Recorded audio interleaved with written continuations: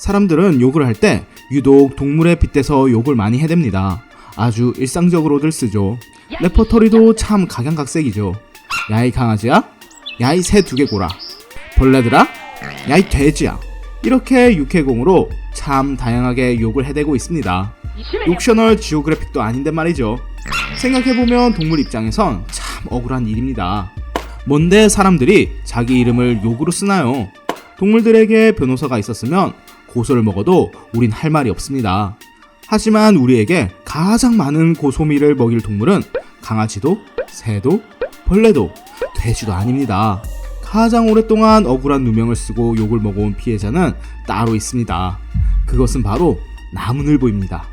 주말에 침대와 일체화되어 비비적거리는 우리들을 본 무수한 어머니들께서 우리를 보고 나무늘보의 이름을 부르짖습니다. 출근길 교통체증을 본 직장인의 탄식에서도 나무늘보의 이름이 튀어나옵니다. 지하철이 30초만 늦어도 나무늘보 때문이고 인터넷이 느려도 나무늘보 때문입니다. 하여튼 느리고 게으르고 무능한 오만 곳에 꼭 나무늘보가 다 달라붙습니다. 완전 죄악의 상징이 따로 없습니다.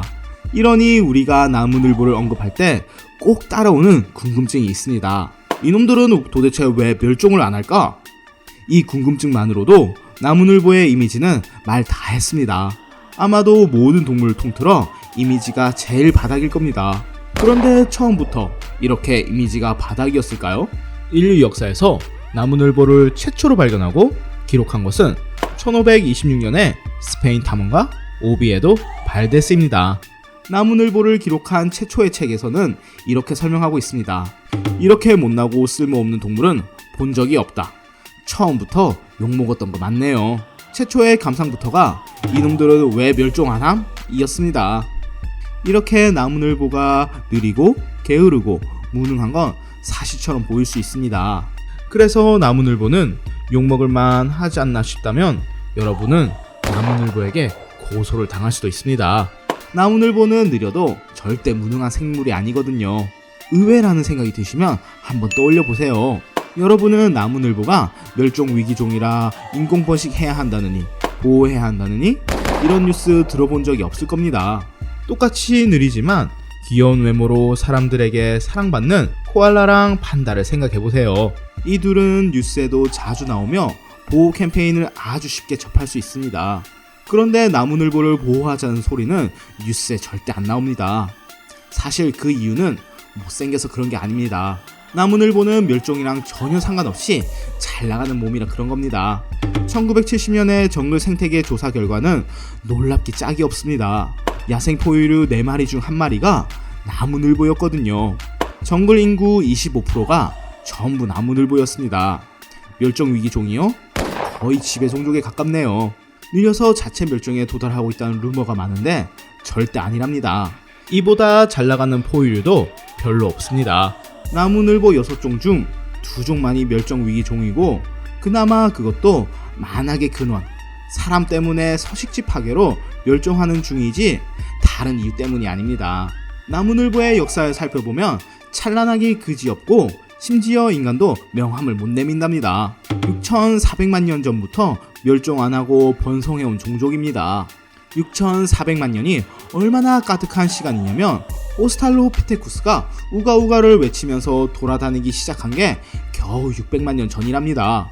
나무늘보들이 먹어온 짬밥이 인간보다 10배는 더 많습니다. 시속 300m로 기어다니며 살아가는 우리의 나무늘보를 생각하면 기이하게 느껴집니다. 야생이 만만하지도 않은데 말이죠. 나무늘보의 근육은 효율부터가 야생에 걸맞지 않은 것처럼 보여요. 효율이 워낙 처참해서 빨리 움직이는 것 자체가 물리적으로 불가능하거든요.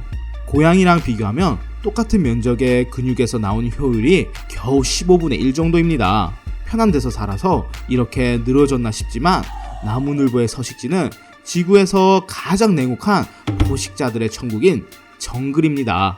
악어도 잡아먹는 제규어, 오셀롯, 그리고 퓨마가 득실거립니다. 지구에서 가장 빠르고 날쌘 지상 사냥꾼들이죠. 하지만 고작 얘들이 문제가 아닙니다. 나무늘보들의 정글에는 지구에서 가장 치명적인 비행 포식자가 살고 있거든요. 부채 머리수리가 바로 그것입니다.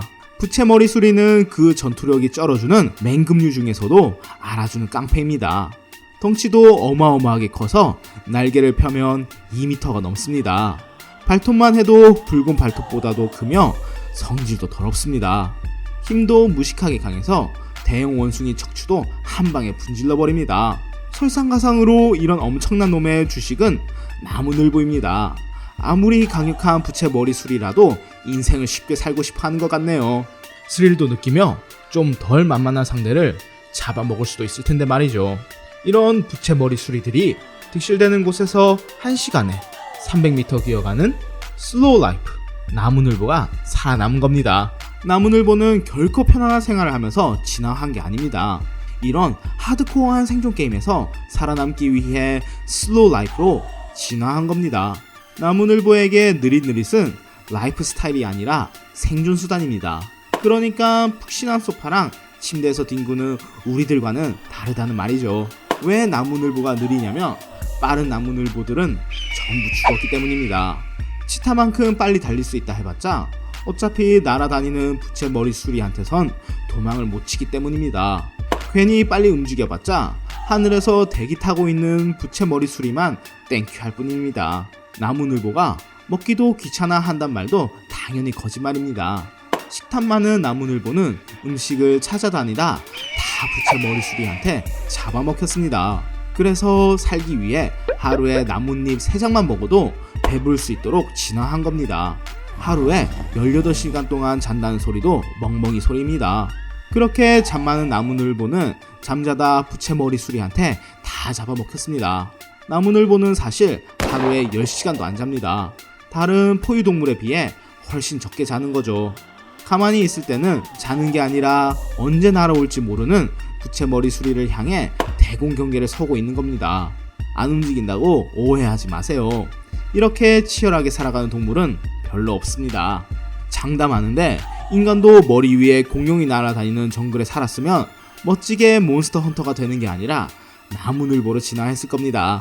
무엇보다도 나무늘보가 가장 싫어할 날조는 나무늘보의 털에 관한 사실인데요.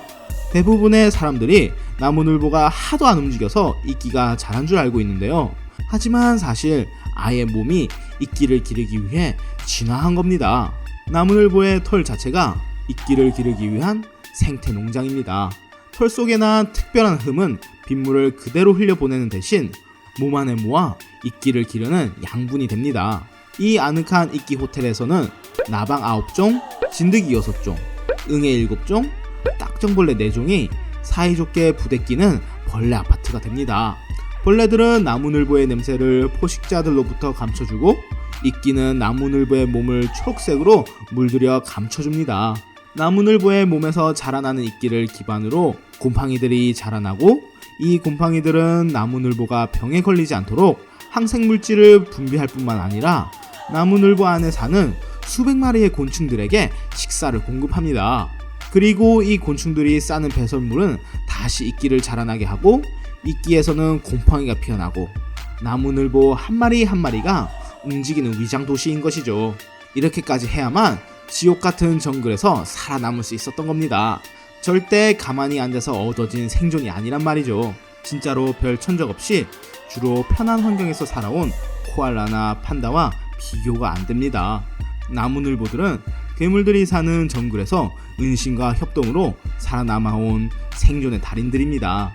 은신에만 몰빵하느라 민첩성이 민달팽이 수준인 거야 사실이지만 그렇다고 신체 스펙이 아예 엉망인 것도 아닙니다. 나무늘보는 모든 포유 동물 중에서 가장 정교한 목을 가지고 있거든요. 제자리에서 270도까지 돌아가고 길이도 쭉쭉 늘어납니다. 느릿느릿하면 뻣뻣할 거라는 인식과는 달리 몸도 엄청나게 유연합니다. 뒷다리 발톱만 사용해 나무에 매달린 상태로 상체를 90도 뒤로 꺾어서 나뭇잎을 먹을 수 있습니다. 나무 위에 사는 동물 중에서 나무늘보만큼 효율적으로 진화한 동물이 없다고 보면 되겠습니다. 그리고 전혀 알려지지 않았지만 꽤 대단한 능력도 있습니다. 포유류 중에서 최상위의 생명력이 바로 그것입니다. 1828년 영국의 찰스 워터턴이라는 동물학자가 나무늘보를 해부했습니다. 남긴 기록을 보면 꽤 냉혹한 실험들이었습니다. 우선 불쌍한 나무늘보를 30m에서 떨어뜨렸습니다. 하지만 놀랍게도 멀쩡히 살아남았습니다. 그 다음에는 40분 동안 물속에 넣어봤습니다만 놀랍게도 살아남았습니다. 그 다음에는 냉장고에 24시간 동안 넣어봤지만 물론 살아남았습니다.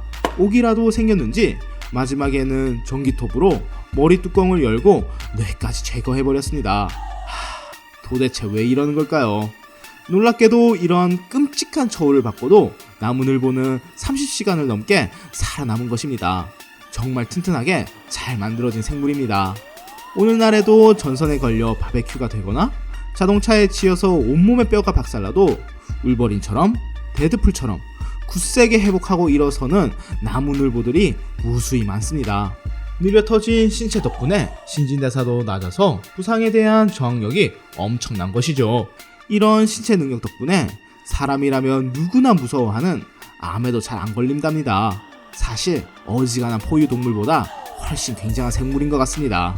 이제 나무늘보의 강력함을 알았으니 어지간하면 나무늘보로 욕을 하면 안 되겠습니다. 허나 이 친구들한테도 그 누구보다 가장 빠르게 할 수 있는 일이 있습니다. 똥 싸는데도 하루 종일 걸려서 일주일에 한 번씩 싸는 이 친구들의 교미는 단 5초 만에 끝이 납니다. 토끼 대신 욕으로 사용해도 좋겠네요.